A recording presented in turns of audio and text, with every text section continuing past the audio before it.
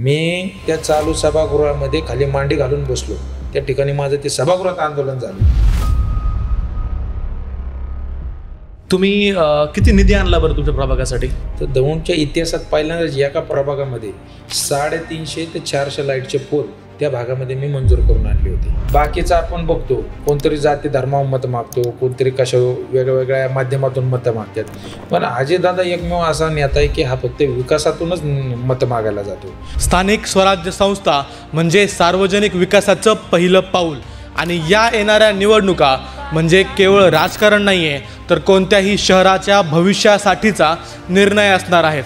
आणि याच अनुषंगाने आपण आज गप्पा मारणार आहोत दौंडचे प्रभाग क्रमांक 10चे माजी नगरसेवक जीवराज पवार यांच्यासोबत. मागील 9 वर्षात दौंड शहरामध्ये नेमकं काय काय बदललंय, कोणती कामं झालीत, कोणत्या अडथळ्यांना त्यांना सामोरे जावं लागले आणि पुढील 5 वर्षासाठी जीवराज पवार यांची विकासाची रूपरेषा नेमकी काय असणार आहे, या विषयांवरती आपण आज चर्चा करणार आहोत.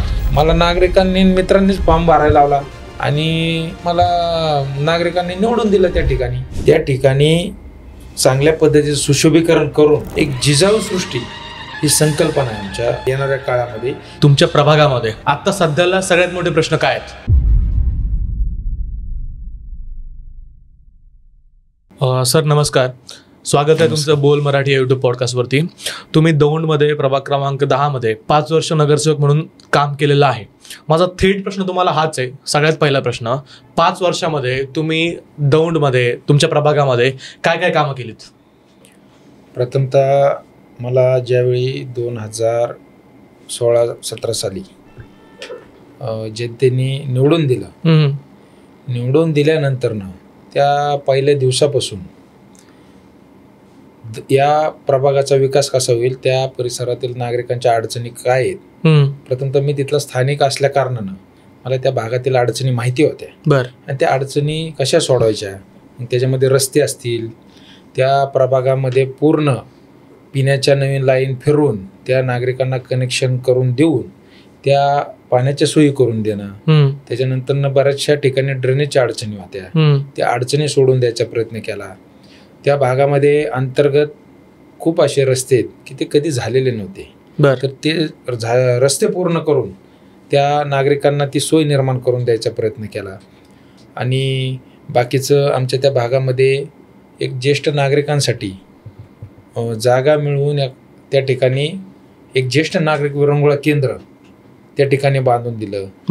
अशा एक 2-3 जागा आहेत त्या भागामध्ये, त्या नगरपालिकेच्या ताब्यात नव्हत्या. त्या जागा मिळून मी नगरपालिकेला दिल्या. आणि येणाऱ्या काळात त्या ठिकाणी देखील जे काही प्रोजेक्ट आहेत त्या भागासाठी चांगले करण्यासाठी, लोकांच्या सोयीचे ते करण्याचा आपला प्रयत्न आहे. बरं, तुम्ही किती निधी आणला बरं तुमच्या प्रभागासाठी? मी माझ्या कार्यकाळामध्ये एक साधारणतः 5,17,00,000चा निधी, ज्या कामाचा 17 लाख ज्या कामाचा मी पाठपुरावा केला होता, तर त्याच्यामध्ये मला त्या कामांना निधी मिळवायला यश मिळालं. बरं, तुम्ही खूप अचूक असा आकडा सांगताय, 5,17,00,000. पण हा 5,17,00,000 निधी जो तुम्ही तुमच्या प्रभागासाठी आणला, तो कोणत्या कोणत्या कामासाठी तुम्ही वापरला? त्याच्यामध्ये रस्ते असेल, ड्रेनेज असेल, पथदिवे असतील. माझा भाग हा दौंड शहरातील नागरीकरणातला याच्यातला विस्तारित भाग आहे. त्या भागामध्ये बऱ्याच ठिकाणी डेव्हलप झाल्या आणि ते लाईट देखील नव्हत्या. तर दौंडच्या इतिहासात पहिल्यांदाच एका प्रभागामध्ये 350 ते 400 लाईटचे पोल त्या भागामध्ये मी मंजूर करून आणले होते. आणि एक साधारण 1.5 ते 2 कोटीचा निधी त्या ठिकाणी मी त्या कामासाठी देखील आणला होता. तसंच ज्येष्ठ नागरिक विरंगुळा केंद्र असेल, त्याच्यामध्ये कंपाऊंड बांधणं, त्याचं ते सुशोभीकरण करणं, त्याच्यातले डेव्हलपमेंट करणं, त्याच्यासाठी काही निधी आणला होता. त्याचप्रमाणे बाकीचं इतर कामामध्ये आपण विचार केला तर बराचसा निधी म्हणजे नागरिकांच्या हिताच्या दृष्टीने जे काही कामं करतील त्यासाठी आपण आणण्याचा प्रयत्न. त्याचप्रमाणे आम्ही ज्यावेळी नगरसेवक म्हणून कामकाज करत होतो त्यावेळी त्या भागामध्ये एका पाण्याच्या टाक्याचं देखील नियोजन केलं होतं. त्यासाठी देखील एक सगळ्या नगरसेवकांच्या पाठपुराव्यांनी सगळ्यांची म्हणजे मान्यता दिली. सगळ्यांनी 40 लाख रुपयाचा निधी देखील त्या ठिकाणी टाकी उभा करण्याला यश मिळालं. बरं, तुम्ही सांगितलं की एवढा निधी तुम्ही आणला, वेगवेगळ्या कामासाठी निधी वापरला, पण कोणतंही राजकीय काम करताना, निधी वाटप करताना पारदर्शकता खूप महत्वाची असते. बरोबर. तुम्ही म्हणताय की निधी तुम्ही आणला आणि कामासाठी वापरला, पण पारदर्शकतेचं काय? जर आज तुमच्या भागातल्या नागरिकांना समजून घ्यायचं असेल की तुमचा निधी वाटप, तुमचं खर्च एकदम व्यवस्थित होता, तर त्यासाठी काही तुमच्याकडे आहेत का गोष्टी? हे बघा, निधी हा शासनाच्या वेगवेगळ्या योजनांमधून येत असतो. तसं पाहिलं आपण, त्याच्यासाठी तो निधी येण्यासाठी कुठंतरी पाठपुरावा लागतो. मग प्रथमतः कुठलंही काम मंजूर करताना त्या बॉडीची सहमती लागते, मंजुरी लागते. बरोबर. त्या बॉडीचा ठराव मागणी करण्यापासून, ठराव करण्यापासून, त्याचे इस्टिमेट करण्यापासून, वेगवेगळ्या विभागांच्या मंजुऱ्या आणण्यापासून आणि शासनाकडून तो निधी मंजूर करून आणण्यापर्यंत हे सगळं फार मोठं एक टेक्निकल मोठी एक त्याचा पार्ट आहे. आणि त्यासाठी पाठपुरावा लागतो. आणि निधी मिळवत असताना जे कोण सत्तेत वरिष्ठ नेते असतील त्यांच्याकडे जाऊन पाठपुरावा करावा लागतो. त्यांच्या शिफारशी मिळवून वेगवेगळे शासनाचे निधी मंजूर करून घ्यावं लागतात. तर तो आपण प्रामाणिक प्रयत्न केला. आणि नुसता हा निधी आणण्याचा मी जे बोलतोय हा प्रयत्न नाही झालेला. निधी येऊन त्या ठिकाणी पुढची जी काही त्याची टेक्निकल प्रक्रिया, टेंडर पासून जी काही ती पूर्ण करून माझ्या भागामध्ये ती कामं झाली.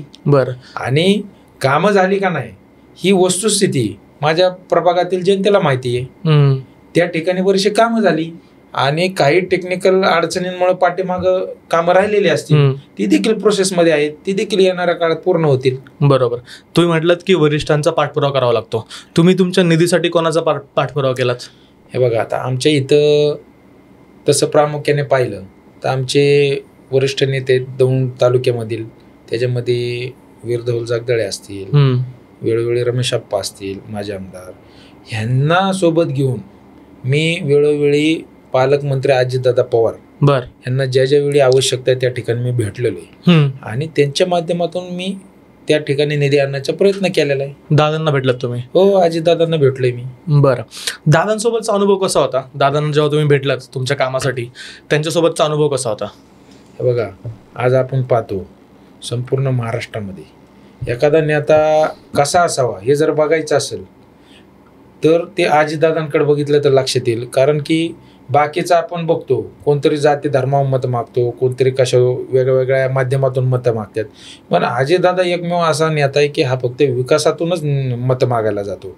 मग त्याची भरपूर मोठं आपण उदाहरणं पाहिलेली आहेत. अजितदादासारखा माणूस पहाटे सकाळी काम चालू करतो, जनतेत जातो आणि हे सगळं महाराष्ट्राचं सगळं नेतृत्व ते करतात.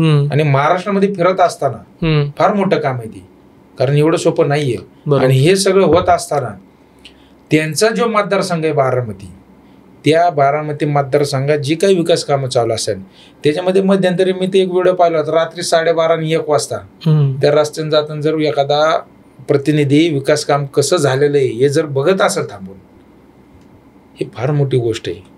आणि हे तर बघतोच आपण, तर त्यांनी जे काही विकास कामं त्यांच्या तालुक्यात चाललेले असतात त्या ठिकाणी ती विजिट देतात. एखादं जर काम चुकलं तर ती कसं सरळ करून घ्यायचं ते देखील करतात. म्हणून सगळे काय म्हणतात बारामतीचा विकास झाला. हा बारामतीचा विकास का झाला? कारण ते असं खंबीर एखादा प्रतिनिधी पाहिजे आणि तो काम करून घेणारा पाहिजे. ते एक उत्तम उदाहरण आहे. बरोबर. दादांसारखा खंबीर नेतृत्व मिळालं बारामतीला, त्यामुळे तिथला विकास झाला तुम्ही म्हणताय. बरं, आता मला थोडंसं तुमच्या प्रभागाबद्दल सांगा. तुमच्या प्रभागामध्ये काम करताना तुम्हाला अशी काही एखादी गोष्ट वाटली का की खूप आव्हानात्मक होती आणि त्याला तुम्ही कसं टॅकल केलं? हे बघा, आव्हानात्मक गोष्टी बऱ्याचशा होत्या, कारण की तो नव्याने डेव्हलप होत असलेला भाग आहे. तिथं पायाभूत सुविधा फार कमी होत्या या अगोदर झालेल्या. आणि सगळ्यात मोठा आव्हानात्मक विषय एक होता तिथं आमच्या इथं, की आमच्या त्या नागरिकरण ज्या ठिकाणी झालंय तिथे एक 10-15 हजार लोकांची लोकसंख्या असेल तुमच्या प्रभागात. हा, बरं. आणि त्या ठिकाणून एक पाटबंधारे विभागाचा कॅनलचा रस्ता गेलेला आहे. कॅनल आणि त्याच्या बाजूने रस्ता. गेली 20 वर्ष हा प्रश्न असा प्रलंबित होता की पूर्वी शेती होती, शेतीसाठी ती ओलिताखाली होती. कालांतराने त्या ठिकाणी गुंटेवारी झाली, लोकांनी जागा घेतल्या, बिल्डरांनी बिल्डिंगा बांधल्या. हे 100% तिथं ती नागरीकरण झालं आणि शेती ही संपली. आता शेती संपल्यावर तो कॅनल हाय असा अस्तित्वात राहिला. त्याचा मालकी हक्क होता कोणाकडे? पाटबंधारे विभाग. आणि तो रस्ता त्या ठिकाणी होणं फार मोठी गोष्ट आहे. आणि तो गेली 20 वर्ष नागरिकांची मागणी होती की तो रस्ता व्हायला पाहिजे. परंतु बऱ्याचशा तांत्रिक अडचणी, पाटबंधारे विभागाची अडचण अशी होती की त्यांनी सांगितलं होतं की हे जागा तुम्हाला घ्या, परंतु त्याचं मूल्य साधारणतः 15 कोटीच्या आसपास होतं, 15 ते 16 कोटी. मग ते आम्हाला द्या आणि मग आम्ही जागा देतो. आता 15-16 कोटी आमची नगरपालिका एवढी सक्षम नाहीये की 15-16 कोटी त्यांना देऊन ती जागा ताब्यात घेणं ते शक्य नव्हतं. मग तो प्रश्न तसा प्रलंबित राहिला होता. वेळोवेळी नागरिकांच्या मागणीनं त्या ठिकाणी नगरपालिका रस्ता करायला गेली, पण ती जागा त्यांच्या ताब्यात असल्याने काही RTI कार्यकर्ते किंवा इतर कोण असेल तक्रारदार त्यांनी तक्रारी केल्या, त्या अधिकाऱ्यांवर गुन्हे दाखल झाले. बर. त्याच्यामुळे त्या प्रश्नाकडे कुठला प्रशासक, कुठला अधिकारी बघायला तयार नव्हता आणि कुठला प्रतिनिधी देखील बघायला तयार नव्हता. मी ज्यावेळी त्या ठिकाणी गेलो, कारण त्या रस्त्याला माझं देखील घर आहे आणि बालपणापासून मी ते सगळं त्या रस्त्याने कधी रस्ताच झालेला नाही, ही माझ्या डोळ्यात मला माहिती ना. तिथल्या त्या नागरिकांच्या वेदना ह्या मी स्वतः माझ्यासहित सगळेजण अनुभवत होते. त्या ठिकाणी 2-3 शाळा आहेत, पाऊस आला तर त्या ठिकाणी ते विद्यार्थी जाताना कसे जायचे, त्यांची जी हाल व्हायचे ही मी आज डोळ्यांनी पाहिलेलं आहे. आणि हे फार मोठं एक आव्हान होतं, चॅलेंज होतं. आणि मग मी त्या कामाला पाठपुरावा चालू केला. पाठपुरावा चालू केल्यानंतर ना मला त्याच्यामध्ये आंदोलन देखील करावं लागलं. बर. कारण तो विषय ज्यावेळी मी सभागृहात मागणी केली की हा विषय आपले 15-16 कोटी द्यायची जर ऐपत नाही नगरपालिकेची, कारण नगरपालिका सक्षम नाही, बरोबर, मग ह्याला एक पर्याय आपण करू शकतो ना की त्या पाटबंधारे विभागाकडून ती जागा आपण लीज अग्रीमेंटवर घेऊ, भाडेपट्ट्याने घेऊ, त्याचं काय भाडं त्यांना देऊ, त्या ठिकाणी रस्ता बनवू आणि रस्ता बनवून ही नागरिकांची त्या भागातील फार मोठी सोय होणार. ही संकल्पना मी मांडली आणि मी त्या ठिकाणी विषय नगरपालिकेमध्ये मागणी केली. परंतु तो विषय मी ज्या गटाचा नगरसेवक होतो तो गटाचा जे काही नगराध्यक्ष होत्या त्यांनी तो विषय पत्रिका घेत नव्हत्या, मंजुरीला ठेवत नव्हत्या. बर.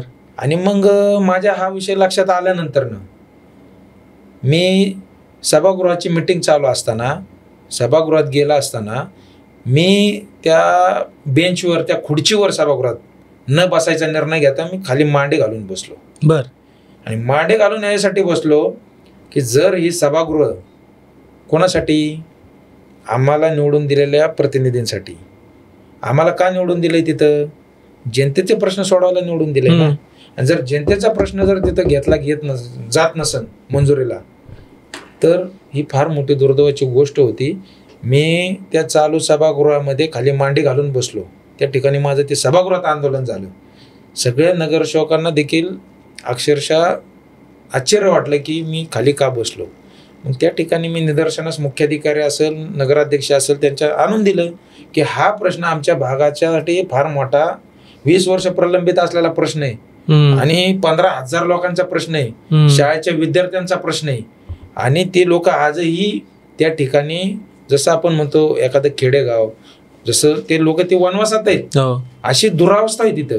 त्या वेदना काय होत्या त्याची मला जाण होती. आणि मी त्याच्यात खाली मांडे घालून बसून आंदोलन केलं. आणि नगराध्यक्षांनी, मुख्याधिकाऱ्यांनी खास सभा काढली. 2 दिवसात खास सभा काढून ते विषय घेतला आणि सगळ्या बॉडीचा पाठिंबा त्या ठिकाणी राष्ट्रवादीचे 14 नगरसेवक आणि त्या ठिकाणी मी ज्या गटात होतो नागरिक, त्या गटाचे 10 नगरसेवक, ह्या 100% सगळ्या नगरसेवकाचा पाठिंबा घेऊन तो ठराव मंजूर केला. बर. तो ठराव मंजूर करून घेऊन मी पालकमंत्री अजितदादा पवारांना भेटलो. त्यांना हा विषय मांडला. अजितदादांनी त्वरित सिंचन भवनला अधिकाऱ्यांना फोन करून सांगितले की बाबा मी स्वतः आणि त्या ठिकाणी आमचे ज्येष्ठ नेते रमेशप्पा थोरात असतील, जगदाळे साहेब, वीरधौल जगदाळे असतील, ह्यांना घेऊन मी त्या ठिकाणी गेलो सिंचन भवनला. तो प्रस्ताव दाखल केला आणि त्यावेळेचे पाटबंधारे मंत्री जयंत पाटील साहेब होते. बर.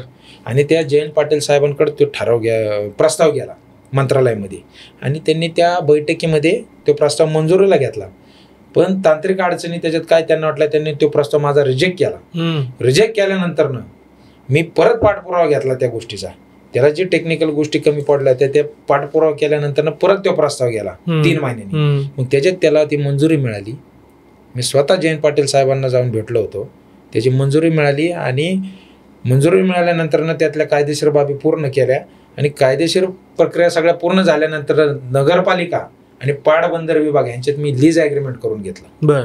आणि लीज ॲग्रीमेंट झाल्यानंतर आज आमच्या परभागामध्ये जर गेलो त्या ठिकाणी आज रस्त्याचं काम चाललंय, तर नक्कीच मला या गोष्टीचा आनंद आहे. मला सर अजून एक प्रश्न आहे तुम्हाला, की तुमच्या प्रभागामध्ये आता सध्याला सगळ्यात मोठे प्रश्न काय आहेत? तसं पाहिलं सगळ्यात एक आव्हानात्मक प्रश्न आता आमच्या परिसरामध्ये पाहिलं, भाजी मंडईचा प्रश्न आहे. बरं. आम्ही 100% त्या भागाचं नागरिक फार मोठं एक वर्ग त्या ठिकाणी राहतो आणि त्या ठिकाणी मंडई भरली जाते आमची, तर ती एका रस्त्यावर बसते. बरं. आणि एक 2 तास 3 तास ती मंडई असते. तर त्या भागातल्या लोकांच्या सोयीसाठी त्या मंडईसाठी येणाऱ्या काळामध्ये एक चांगली जागा मिळवून त्या ठिकाणी ती अतिशय सर्व सुविधांनी युक्त अशी ती भाजी मंडई त्या ठिकाणी उभी करणे हे एक येणाऱ्या काळात आपलं महत्त्वाचं काम राहणार आहे. बरं. त्याच्यानंतरनं जे तुम्हाला मी आता थोड्या वेळापूर्वी सांगितलं की बाबा त्या भागातला आमचा कॅनर रस्ता, तर त्या कॅनर रस्त्याचं एक चांगल्या पद्धतीनं सुशोभीकरण करणं तो हा एक मोठा येणाऱ्या काळात काम आपल्याला करायचं आहे, जेणेकरून त्या भागाचं एक चित्र बदलून जाईल. कारण फार मोठा त्या भागातला महत्त्वाचा रस्ता आहे तो. बरं. सुशोभीकरणामध्ये फुटपाथ असेल, वेगवेगळे वॉकिंग ट्रॅक असेल, बऱ्याचशा सुविधा ज्या काय आहेत त्या आपल्याला तिथं निर्माण करायच्या.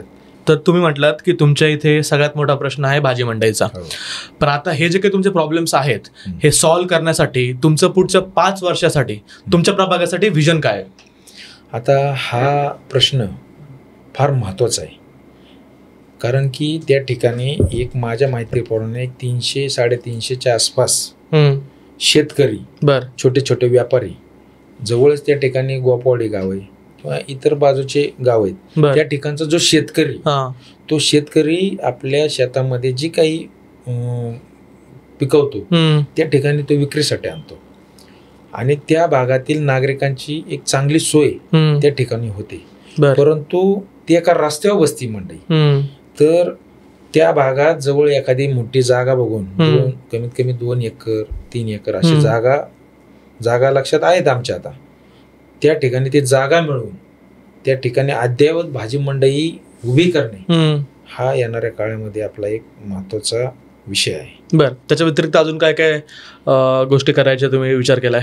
दुसरा विषय जसं मी मागाशी तुम्हाला सांगितलं, आमच्या भागातील महत्त्वाचा रस्ता बीज गुणन केंद्र ते भोयटेनगर जो कॅनल रोड आहे आमचा महत्त्वाचा, त्या कॅनल रोडला तो रोड पूर्ण करून त्या ठिकाणी त्या रस्त्याचं बाजूने सगळं सुशोभीकरण करणं.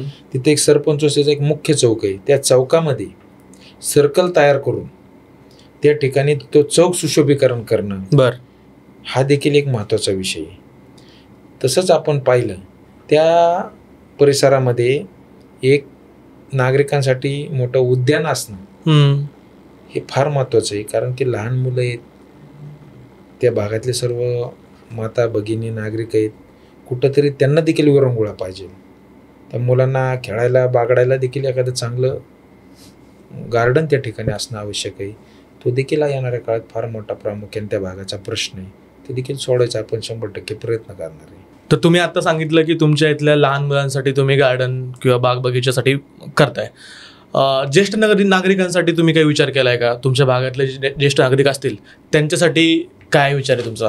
आता ज्येष्ठ नागरिक आपल्या समाजातील फार महत्त्वाचा घटक आहे. बरोबर. आणि त्यांच्यासाठी नक्कीच काहीतरी केलेलं पाहिजे.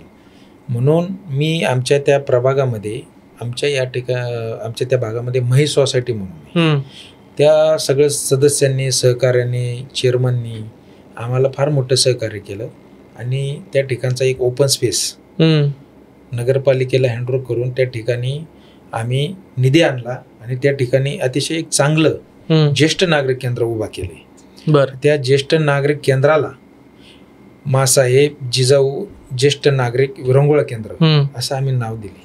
बरं. हे तर तुम्ही अगोदरच केलंय, इथून पुढे तुमचा काय विचार आहे? आता आमचा विचार असा आहे की त्या ठिकाणी आमचं इस्टिमेट देखील तयार आहे.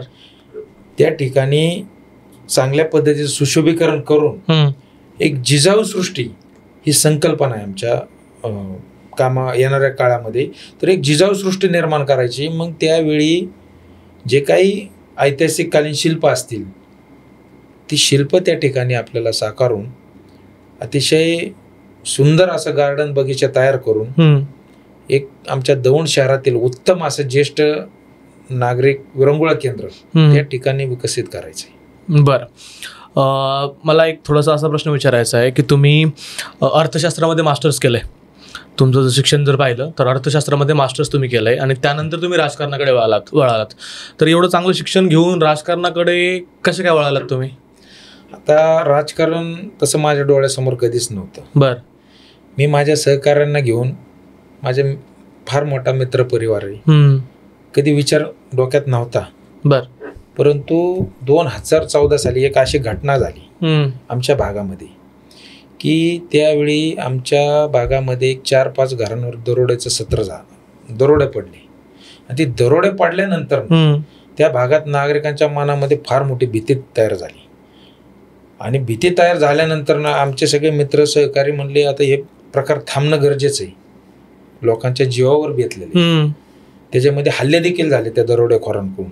लोकांना अतिशय त्याच्यामध्ये म्हणजे भीतीचं वातावरण निर्माण झालं. आम्ही सगळ्या तरुण मित्रांनी आम्ही गस्ती पथक तयार केलं आणि गस्ती पथक तयार करून रात्र आम्ही 2-2, 3-3 महिने जागलो. आम्हाला असं यश आलं की दरोडेखोर आम्ही पकडले. बरं. आणि पोलिसांचे स्वाधीन केले. ही फार मोठा जी काही गंभीर गोष्ट होती ही आम्ही सोडवली. आणि मग तिथून पुढं मी त्या ठिकाणचा स्थानिक रहिवासी आणि आजूबाजूचे आमचे जे काही नागरिक होते त्यांना एक समाधान वाटलं. त्या घटनेतून आम्ही त्यांना बाहेर काढलं आणि मग नागरिक वेगवेगळे प्रश्न घेऊन आमच्याकडे यायला लागले. आणि मग हे प्रश्न सोडवायचं म्हणलं, नेमकीच निवडणूक लागली होती. माझ्या सगळ्या तरुण सहकार्याने, आमच्या भागातील महिला भगिनींनी मला म्हणले तू निवडणूक लढव, आम्ही सगळे तुझ्या सोबत आहे. मला नागरिकांनी मित्रांनीच फॉर्म भरायला लावला. मला अपेक्षित देखील नव्हतं, परंतु त्या ठिकाणी निवडणूक झाली आणि 172 मतांनी मला नागरिकांनी निवडून दिलं त्या ठिकाणी. बरं. अजून एक प्रश्न मला तुम्हाला विचारायचा आहे की आपण राजकारणामध्ये काम करताना तुमच्या वैयक्तिक जीवनामध्ये काही बदल झाले का? कारण तुमची काही पार्श्वभूमी नाही आहे, तुमच्या फॅमिलीमध्येही कुणी राजकारणामध्ये नाही आहे, तुम्ही पहिले व्यक्ती असाल की जे राजकारणामध्ये आलात. तर राजकारणामध्ये काम करताना तुमच्या वैयक्तिक जीवनामध्ये काय बदल झाले? वैयक्तिक जीवनाकडे जर वळून पाहिलं, मी निवडून आलो, एक नागरिकांनी फार मोठी जबाबदारी माझ्यावर टाकली. आता ही जबाबदारी पेलवत असताना कधीही 24 तासात फोन वाजला मी उचलला नाही असं फार क्वचित असेल. माझा वेळ पूर्ण मी जनतेसाठी दिला. नक्कीच कुटुंबाकडे दुर्लक्ष झालं.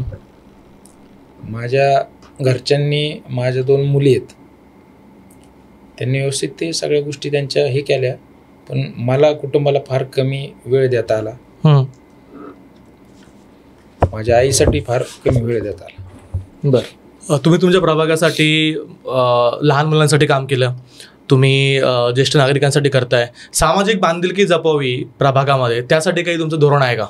सामाजिक बांधिलकीसाठी मला वाटतं 2014 पासून काम चालू केलं होतं. बरं. आमच्या भागामध्ये एक नवरात्र उत्सव सुरू केला होता आणि त्या नवरात्र उत्सव सगळ्या सहकाऱ्यांसोबत मला साथ दिली सगळ्यांनी आणि चालू केला. त्याच्यामधून मग त्या ठिकाणी आम्ही नवरात्र उत्सव साजरा करताना प्रबोधन नागरिकांचं होण्यासाठी अनेक कीर्तनं त्या ठिकाणी आयोजन केलं होतं. त्याच्यामध्ये इंदोरीकर महाराज असतील, आपळे गुरुजी असतील, असे मोठे कीर्तनकार त्या ठिकाणी आम्ही आणले. त्यानंतरनं अपर्णाताई रामतीर्थकर असतील, अशा जे काही गाजलेले वक्ते आहेत समाज प्रबोधन करणारे, त्यांना त्या ठिकाणी आम्ही आणलं.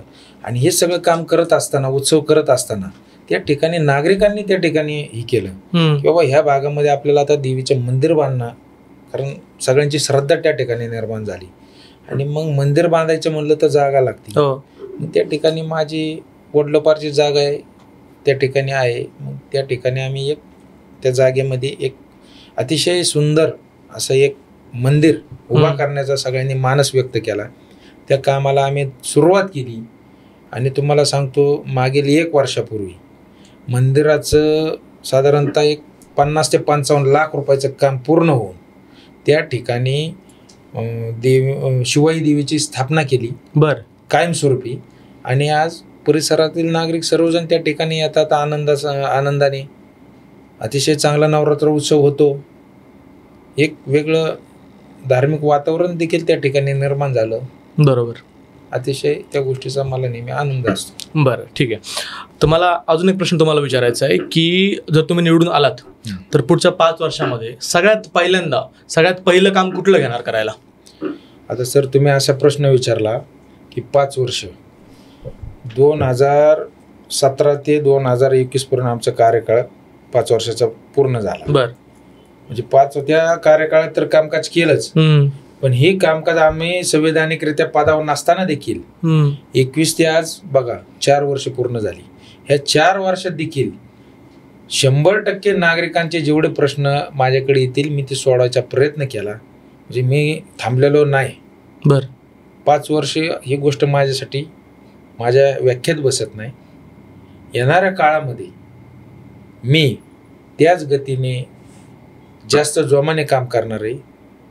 आणि जी तुम्ही म्हणले प्रामुख्याने कुठलं काम करणार, तर माझं असं मत आहे नागरिकांचे सगळेच प्रश्न जे काय असतील ते महत्त्वाचेच असतात. मग त्याच्यामध्ये कुठले पायाभूत सुविधांचे असतील, रस्ते असेल, लाईट असेल, ड्रेनेज असेल, पाणी असेल, जे हे प्रलंबित आमच्या भागामध्ये काही कामं राहिलेली ती पूर्ण करून घ्यायचं मी त्याला प्रायोरिटी देईल.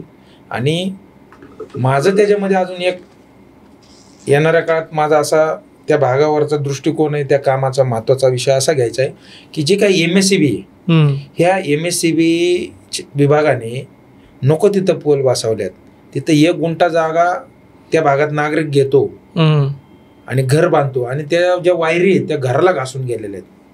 नागरिकांच्या जीविताला देखील हानी होणार असती. माझं येणाऱ्या काळामध्ये आमच्या भागातल्या जेवढ्या सोसायट्या आहेत, जेवढे लेआउट आहेत आणि त्या ठिकाणी 100% नागरिकांना ते सगळं अंडरग्राऊंड MSCBच्या वायरिंग त्या प्रभागामध्ये मी येणाऱ्या काळात करणार आहे. आणि दौंड शहरामध्ये एक विशिष्ट ओळख त्या माझ्या प्रभागाची मी नक्कीच करून देणार आहे. मला हा 100% आत्मविश्वास आहे आणि मी सगळी कामं करणार. बरोबर. एक शेवटचा प्रश्न मला तुम्हाला असा विचारायचा आहे, तुमच्या प्रभागातील जनतेसाठी तुम्हाला काय संदेश द्यायचा आहे? इथून मागं ज्या वेळी आमच्या प्रभागामधील नागरिकांना अडचणी आल्या, ज्या वेळी वेगवेगळे प्रश्न निर्माण झाले, त्यावेळी त्यांनी मला बोलवलं. मी माझं ती अडचण कशी सोडवायची तो प्रयत्न केला. मी माझ्या कार्यकाळात केला. त्याच्यानंतरनं बाकीच्या पदावर नसताना देखील 4 वर्ष तोच प्रयत्न केला. इथून पुढच्या काळामध्ये देखील माझ्या प्रभागामधील नागरिकांना ज्या ठिकाणी अडचण असेल त्या ठिकाणी त्यांना अडचणीत मदत करण्यासाठी त्यांचा बापू कायम उभा असेल, एवढंच संदेश देतो.